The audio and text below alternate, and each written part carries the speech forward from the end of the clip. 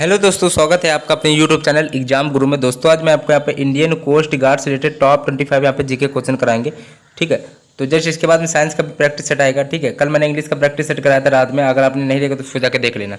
अब आपका एग्जाम भाई 3 ही 4 दिन बाद एग्जाम है, तो बिल्कुल खूब जम के तैयारी कर लीजिए। 5-6 दिन की बात है, ज़्यादा बात 5-6 दिन खूब तैयारी कर लीजिए। ठीक है, भारत का संविधान कब लागू हुआ? पहला नंबर प्रश्न है। तो लागू पूछा जाए तो 26 जनवरी 1950 को लागू हुआ था। 26 जनवरी 1950 को लागू हुआ था।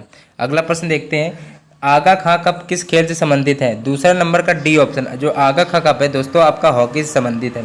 ज्ञानपीठ पुरस्कार किस क्षेत्र में दिया जाता है? तीसरा नंबर प्रश्न है, ज्ञानपीठ पुरस्कार जो आपका साहित्य के क्षेत्र में दिया जाता है। कर्क रेखा निम्नलिखित में से किस प्रांत से होकर नहीं गुजरती है? तो चौथा नंबर प्रश्न है, बताइए किस प्रांत से होकर नहीं गुजरती? चौथे का डी ऑप्शन, जो उड़ीसा राज्य से मतलब नहीं गुजरती है। शुक्र जो होता है किन दो ग्रहों के बीच में होता है? और शुक्र ग्रह को सांझ का तारा, भोर तारा, सबसे चमकीला तारा कहते हैं। और पृथ्वी के सबसे निकटतम ग्रह आपका शुक्र है। ठीक है, तो बताइए शुक्र किन दो ग्रहों के बीच में रहता है? पांचवें का ए ऑप्शन, बुध और पृथ्वी के बीच में रहता है।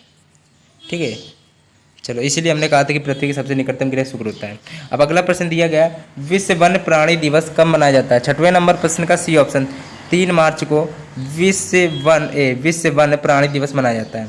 वेस्ट इंडीज की खोज किसने की थी?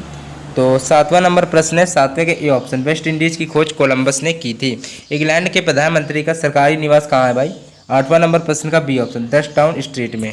अगला प्रश्न, चलो नवा प्रश्न दिया गया, आर्य समाज का गठन कहाँ पर हुआ था? चलो ऐसे थोड़ा ऐसे कर ले क्वेश्चन को। चलो अब बताओ, नवा नंबर प्रश्न है, आर्य समाज का गठन कहाँ पर हुआ? नवा नंबर का ए ऑप्शन, मुंबई पर हुआ था।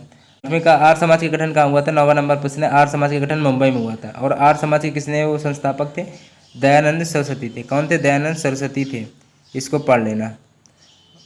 अगला प्रश्न है, 10वां नंबर, उच्च न्यायालय के क्षेत्राधिकार को कौन बढ़ा सकता है? 10वां नंबर प्रश्न है, तो इसका डी ऑप्शन, राष्ट्रपति बढ़ा सकता है।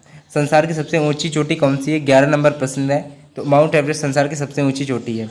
निम्नलिखित में से चाय का सबसे बड़ा उत्पादक देश कौन सा है? चाय का सबसे बड़ा उत्पादक देश आपका चीन है। पढ़ लेना। दोआब शब्द से आप क्या समझते हैं? 13 नंबर प्रश्न है, राइट ऑप्शन इसका बताइए क्या होगा? 13 का सी ऑप्शन, दो भिन्न नदी व्यवस्था के बीच की भूमि होती है। थीन बांध, जिसे रणजीत सागर बांध भी कहते हैं, रणजीत सागर बांध वैसे नाम प्रसिद्ध है इस नाम से, तो रणजीत सागर बांध किस नदी पर बनाया गया है? 14 नंबर प्रश्न है, तो इसका बी ऑप्शन, रावी नदी पर। देखो रणजीत में आपका ऐसे लिख के आ रहा है, ठीक है, तो इसी में रावी टाइप का समझ में आ रहा है, तो रावी नदी पर है। ठीक है, पढ़ लेना, इंपॉर्टेंट है इंडियन कोस्ट गार्ड के लिए। वायुमंडल में उपस्थित जल, 15 नंबर प्रश्न है, तो तापमान में वृद्धि के साथ में बढ़ता है। अगला प्रश्न है, चलो ये 16 नंबर क्वेश्चन इंपॉर्टेंट है इंडियन कोस्ट गार्ड के लिए। सर इसका अभ्यारण्य कहाँ स्थित है? 16 नंबर प्रश्न है, तो डी ऑप्शन, राजस्थान में। तुम मुझे खून तो मैं तुम्हें आज़ादी दूंगा, ये क्रांतिकारी शब्द किसके हैं? 17 का सी ऑप्शन, सुभाष चंद्र बोस के हैं। ठीक है, किस कानून को तोड़ने के लिए गांधी जी ने 1930 ईस्वी में दांडी मार्च किया था? 18 का राइट ऑप्शन यहाँ पे बी पार्ट, नमक कानून। ठीक है, चलो भारत के उपराष्ट्रपति बनने के लिए कम से कम कितनी आयु आवश्यक होनी चाहिए उपराष्ट्रपति बनने के लिए? 19 नंबर प्रश्न है, राइट ऑप्शन का सी, 35 वर्ष का तो होना चाहिए। अर्थशास्त्र किसने लिखा था? 20 नंबर प्रश्न है, अर्थशास्त्र कौटिल्य ने लिखा था। तो कौटिल्य का नाम चाणक्य भी था और उनका नाम विष्णुगुप्त भी था। 3 नाम थे इनके, भाई पढ़ लेना, पेपर में कोई भी नाम से आ सकता है। ठीक है, भटनागर अवार्ड, ये इंडियन कोस्ट गार्ड के लिए इंपॉर्टेंट है पुरस्कार से। ठीक है, अवार्ड से। ये भटनागर जो पुरस्कार है किस क्षेत्र में दिया जाता है? 21 नंबर प्रश्न है, तो डी ऑप्शन, भटनागर। अच्छा बताइए आप किस में दिया जाता है? विज्ञान के क्षेत्र में दिया जाता है। ठीक है, विज्ञान के क्षेत्र में। अगला प्रश्न दिया गया है, चीन का प्रसिद्ध धार्मिक विद्वान हिंद सागर किसके शासनकाल में भारत आया? 22 नंबर प्रश्न है, 22 का यहाँ पे ए पार्ट है, हर्षवर्धन के। चलो 22 नंबर प्रश्न आपका दिया गया, वह ये हो चुका। ठीक है, चीन का प्रसिद्ध धार्मिक विद्वान हिंद सागर किसके शासनकाल में भारत आया था? तो हर्षवर्धन के शासनकाल में आया था। ठीक है, 23 नंबर प्रश्न है, निम्नलिखित में से किस राज्य में समुद्र तट नहीं है? समुद्र तट नहीं है, 23 नंबर प्रश्न का डी ऑप्शन, मध्य प्रदेश में नहीं है। इंटरपोल का मुख्यालय कहाँ पर स्थित है? 24 नंबर का ए पार्ट, पेरिस, यहाँ पर राइट है।